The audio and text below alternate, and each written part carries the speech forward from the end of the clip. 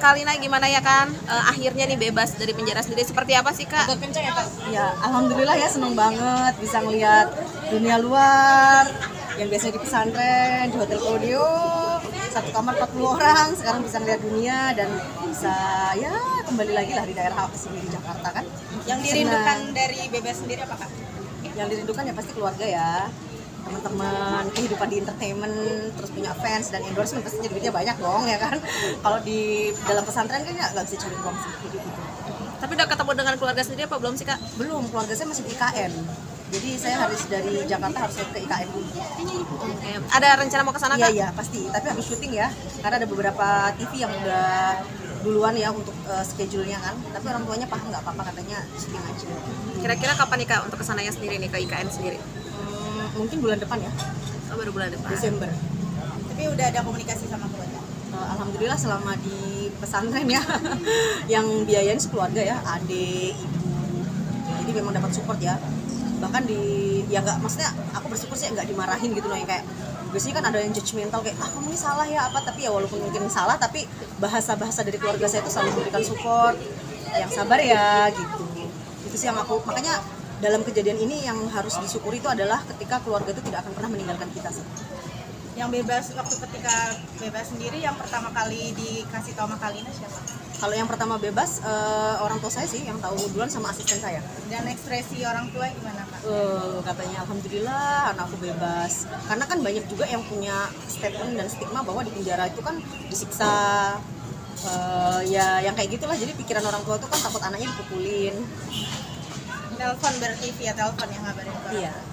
Gimana sih Kak Lina kehidupan selama di dalam, mungkin kegiatannya apa saja, kan sempat viral bahwa Kak Lina tuh di dalam justru lebih fresh, lebih bisa dan segala macam, seperti apa sih?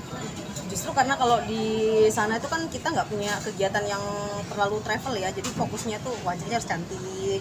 Terus untuk mengisi waktu-waktu hari-hari ini supaya lebih cepat harus banyak kegiatan. Misalnya menjahit, merajut, jemputan bikin batik, dan banyak hal lah yang Itu positif. Itu dijual gitu Kak? Atau gimana? Iya, dijual juga untuk masyarakat umum. Di sana juga ada salon. Jadi aku belajar nail art dan ini aku pasang sendiri nih. Dan aku bisa nanti pulang punya salon. Sebenarnya kehidupan di sana itu ya hampir mirip sama kehidupan kita ya. Bedanya dibatasi, nggak ada laki-laki dan nggak ada handphone. Seperti itu. Mungkin merasa ketika pertama kali di sana kan, mungkin sebagai manusia pertanyaannya biasa bebas harus terkungkung di dalam, mungkin seperti apa sih mungkin titik kemarin shocknya sendiri? Tertekan itu gini ya, karena kan biasa kita punya penghasilan ya, tiba-tiba tuh nggak bekerja dan makan tidur gitu ya. Walaupun ada aktivitas beberapa yang misalnya menjahit tali, tapi itu tidak bisa melukai kayak aduh aku nggak bisa travel, nggak bisa berenang kayak gitu. Nah ada hal-hal kan yang kita tidak dapat di sana, jadi adalah tertekan. Tapi saya tuh selalu percaya dua hal ya ketika kita mendapatkan ujian, karena orang di luar sana juga banyak dapat ujian berbeda ya. Pilihannya mau bangkit atau terus terpuruk sih. Jadi pelajaran yang saya dapat mungkin karena biasa saya kalau di luar tuh boros ya, menghabiskan uang yang kadang spend uang tuh sehari 10 juta, 5 juta. Di sana itu 100.000 sangat berharga sekali. Air juga hemat gitu kan, dibatasi misalnya kayak seember, 2 ember gitu. Jadi lebih hemat itu loh, yang harus rasa syukur disyukuri. Berarti publik menilai kehidupan di dalam tuh jelek atau ini justru malah menakutkan gitu, buat Kalina gimana? Sebenarnya kalau menurut saya pribadi ya, kehidupan dimanapun itu sama. Kalau kita bisa survive, bawa diri sama aja sih sebenarnya. Karena kan justru kita sebenarnya kan di sana kapasitasnya 100 orang ya, tapi hampir 543 orang, banyak banget. Jadi kita mungkin punya nasib yang sama, sepenanggungan. Jadi nggak juga orang jahat sih. Maksudnya ya sama-sama aja. Ya kalau misalnya orang nggak cocok, mungkin namanya kita nggak sekandung ya. Jadi misalnya ada bandar lah ini itu kita nggak cocok, ya berarti itu lagi nggak cocok aja. Tapi kalau untuk baik, perilaku dan lain-lain sama aja di kehidupan kita di normal. Cuman ada hal spiritual yang aku alami itu kayak saya tuh mati suri gitu kan. Ketika saya di penjara kan saya nggak bisa ngeliat orang ya. Jadi saya tuh merasa kayak apapun mati ya, karena aku bisa melihat orang gitu misalnya kan. Kalau kebenaran kita ada di kantor ibu ya, ada acara, kebenaran jalannya nggak kelihatan tapi ada kacanya gitu ya. Aku bisa melihat mereka, tapi mereka tuh nggak bisa melihat aku. Jadi secara emosional, secara spiritual tuh berasa kayak mati suri sih. Jadi kedekatan kepada Tuhan itu lebih dekat. Karena udah merasa, bahkan saya bebas ini kayak masih nggak percaya loh. Sampai aku cubit, beneran nggak sih aku ini bebas kayak gitu. Mungkin adaptasinya di sana gimana? Berapa lama untuk bisa beradaptasi ketika itu? Lama, saya itu kan sempat depression ya, yang susah tidur gitu ya. karena ya namanya penjara panas lah ya. Nah kemudian bisa adaptasi itu 6 bulan kemudian, karena bahasa Palembang aku nggak ngerti juga kan, makanannya misalnya banyak cukanya, saya kan lambungnya sakit gitu ya, jadi untuk adaptasinya itu butuh waktu yang 6 bulanan lah baru mulai bisa gitu. Kak, berarti total hukumannya sendiri 17 bulan ya? Iya, karena kan kalau mengajukan PB, CB itu separuh dari hukuman asal berkelakuan baik. Total berapa Kak? 17 bulan lah kurang lebih. Kak, tadi kan sempat ngucapin ke beberapa artis, katanya sempat main juga, ada Dinar sama Saiful Jamil. Seperti apa kan? Aku tuh terima kasih banget ya untuk Dinar Candy, ya ampun, walaupun orang itu suka ngatain dia seksi lah apa, tapi itu baik banget loh. Selama aku di sana itu dia tuh, kita kan disediain ya kayak wartel khusus ya, jadi bisa langsung berkomunikasi dengan keluarga atau kerabat atau teman.